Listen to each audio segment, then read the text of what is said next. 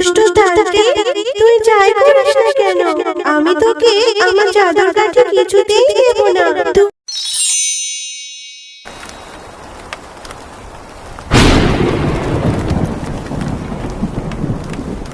মা, বাইরে তো আজ অনেক বৃষ্টি হচ্ছে। হ্যাঁ রে মিনা, বৃষ্টি দেখে তো মনে হচ্ছে এবার অনেক বন্যা হবে। কি বলছো মা, বন্যা হবে? মা, আমার খুব ভয় করছে। আর দেখো বাইরে কিভাবে বিদ্যুৎ চমকাচ্ছে। মা, বন্যা হলে আমাদের ভাসিয়ে নেবে না তো? তুই ভয় পাস না রে মিনা, আল্লাহ যা করে সবার মঙ্গলের জন্যই করে। আর আমি তো তোর সাথেই আছি, আমাদের কিচ্ছু হবে না। চল, অনেক রাত হয়েছে, এবার ঘুমিয়ে পড়ি। এই কথা বলে মা ও মেয়ে ঘুমিয়ে পড়ে। মা উঠো, মা, ও মা, দেখো না আমাদের ঘরে কত পানি হয়েছে। হে আল্লাহ, তাই তো দেখছি। এবার কি হবে? এই ছোট্ট মেয়েটাকে নিয়ে কোথায় যাব? মিনা, এখানে বস, আমি বাইরে গিয়ে দেখে আসি। এই কথা বলে শেফা বাইরে চলে যায়। এ কি, বাইরে তো দেখছি অনেক পানি হয়েছে। বন্যা হয়েছে তো হয়েছে, পথ ঘাট সব ডুবিয়ে ফেলেছে। মা মিনা, এ বন্যায় অনেক পানি হয়েছে রে মা, গ্রামে পানিতে তলিয়ে গেছে। সে কি মা, তাহলে আমাদের কি হবে? এই পানি এভাবে বাড়লে তো আমরা পানিতে ডুবে মারা যাব মা। না রে মা, যেভাবে পানি বাড়ছে তাই আমাদের ঘরে থাকা একদম ঠিক হবে না। চল মিনা, আমরা ঘরের চালে আশ্রয় নেই। এ কথা বলে মা ও মিনা ঘরের চালে আশ্রয় নেয়। মা, আমাদের থাকার জন্য তো একটা জায়গা পেলাম, কিন্তু খাবো কি মা? আমার তো খুব খিদে পেয়েছে। মা রে, এখন তো আমাদের কাছে খাবার মতো তেমন কিছু নেই, তবে কিছু শুকনো মুড়ি আছে। তুই এখন কষ্ট করে এগুলোই খেয়ে নে রে মা। ঠিক আছে মা, চলো তুমি আর আমি মিলে খাই। না রে মা, তুই খেয়ে নে, আমি এখন খাবো না, আমার খিদে পাইনি রে। না মা, আমি জানি তুমি কাল রাতেও কিচ্ছু খাওনি, তোমার খিদে পেয়েছে, তাই তুমি না খেলে আমিও খাবো না। মা রে, আমাদের কাছে যে খুব অল্প মুড়ি আছে, এগুলো দিয়ে আমাদের কিছুদিন চলতে হবে। তাই তুই এখন খেয়ে নে মা, পরে আমি খাবো। আচ্ছা ঠিক আছে মা। এভাবেই সেই দিন কেটে যায়। মা, ও মা, দেখো না এইদিকে একটা নৌকা ভেসে আসছে। হ্যাঁ রে মা, তাই তো দেখছি, হয়তো আল্লাহ আমাদের উপর দয়া করেছে। মা চলো আমরা ওই নৌকা দিয়ে খাবার খুঁজে আনি। মা রে, এই বন্যায় তো সবারই আমাদের মতো অবস্থা, তাই আমরা খাবার কোথায় পাবো রে মা? তার চেয়ে বরং চল এই নৌকা দিয়ে আমরা অন্য জায়গায় চলে যাই। এই কথা বলে মা ও মেয়ে নৌকা দিয়ে চলে যায় নিরাপদ স্থানের খোঁজে।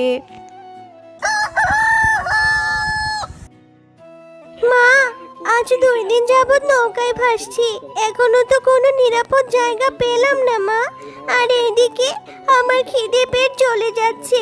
তুমি একটা কিছু করো মা, একটা কিছু করো, আমি আর সহ্য করতে পারছি না। মা রে, আমি যে অসহায়, আমি এখন তোকে খাবার কোথা থেকে এনে দেব রে মা? আল্লাহ নিশ্চয়ই একটা ব্যবস্থা ঠিক করে দিবে। কাঁদিস না রে মা, আর কাঁদিস না, একটু ধৈর্য ধর। মা মিনা, দেখ, ওই তো দূরে একটা দ্বীপ দেখা যাচ্ছে। চল মা, আমরা এখান থেকে সেখানে যাই, সেখানে গেলে কোনো না কোনো একটা ব্যবস্থা হবে। হ্যাঁ মা, চলো। মা, মা, দেখো না এই দ্বীপটা কত সুন্দর। এটা কোন জায়গা মা? জানি না রে মা, এটা কোন জায়গা, তবে চল মিনা, দেখি দ্বীপে গিয়ে কোনো খাবার পাই কিনা। মা, কোনো খাবার তো পেলাম না, আমি আর হাঁটতে পারছি না। আমার যে খুব কষ্ট হচ্ছে মা, আর সহ্য করতে পারছি না। আর একটু কষ্ট কর মা, আল্লাহ সব ব্যবস্থা করে দেবে, আর একটু ধৈর্য ধর। দুষ্টু তান্ত্রিক, তুই যাই করিস আমার জাদুর কাঠি কিছুতেই দেব না। তুই এই জাদুর লাঠি নিয়ে সর্বশক্তিমান লাভ করতে চাস, কিন্তু তোর এই আশা কোনোদিন পূরণ হবে না। ঠিক আছে, তুই যদি তোর জাদুর কাঠি না দিস, আমি যদি সর্বশক্তি না পাই, তাহলে আমিও তোকে আর বাঁচিয়ে রাখবো না। এবার বল তুই কি করবি? তুই যা করার করে নে, আমি তোকে কিছুতেই জাদুর কাঠি দেব না। তোকে তোর উদ্দেশ্য কখনোই সফল হতে দেব না। মা মা ওই দেখো, একটা তান্ত্রিক একটা পরীকে আটকে রেখেছে আর তার জাদুর কাঠি চাইছে। আমাদের ওই পরীটাকে বাঁচাতে হবে, না হলে যে ওই দুষ্ট তান্ত্রিক পরীটাকে মেরে ফেলবে। মা হ্যাঁ রে মা, তুই ঠিকই বলেছিস। আমাদের এই অসহায় পরীটাকে বাঁচাতে হবে। তুই এখানে দাঁড়া, আমি দেখছি কি করা যায়। যে করেই হোক পরীটাকে আমাদের বাঁচাতেই হবে। হ্যাঁ মা, যা করার তাড়াতাড়ি করো, কিন্তু সাবধান, এই দুষ্ট তান্ত্রিক তোমারও ক্ষতি করতে পারে। এরপর শেফালি পরীটাকে বাঁচানোর জন্য দুষ্ট তান্ত্রিককে লাঠি দিয়ে আগুনে ফেলে দেয়। আ আ আমার সারা শরীর জ্বলে গেল, আমাকে ছেড়ে দে, আমাকে বাঁচা। আমি আর এসব করব না, আমি কথা দিচ্ছি আমি আর কখনো এমন করব না, আর কখনো কারো ক্ষতি করব না। আমাকে বাঁচা, আমাকে ক্ষমা করে দে। আ দুষ্ট তান্ত্রিক, তুই এই পরীকে মারতে চেয়েছিস? এখন দেখ কেমন লাগে। মনে রাখবি, অন্যর জন্য গর্ত করলে সেই গর্তে নিজেকেই পড়তে হয়। এখন নিজেই মৃত্যুর যন্ত্রণা ভোগ কর। এরপর শেফালি পরীর কাছে যায় এবং তার বাঁধন খুলে দিয়ে পরীকে মুক্ত করে দেয়। তোমাদেরকে অনেক অনেক ধন্যবাদ, তোমরা আমার জীবন বাঁচিয়েছো। তোমরা যদি আজ আমাকে না বাঁচাতে, তাহলে আজ অনেক বড় অঘটন ঘটে যেত। কিন্তু তোমরা এই নির্জন দ্বীপে কেন এসেছো? এরপর শেফালি তাদের সাথে ঘটে যাওয়া সকল ঘটনা খুলে বলে। তোমাদের কথা শুনে আমার অনেক কষ্ট হচ্ছে।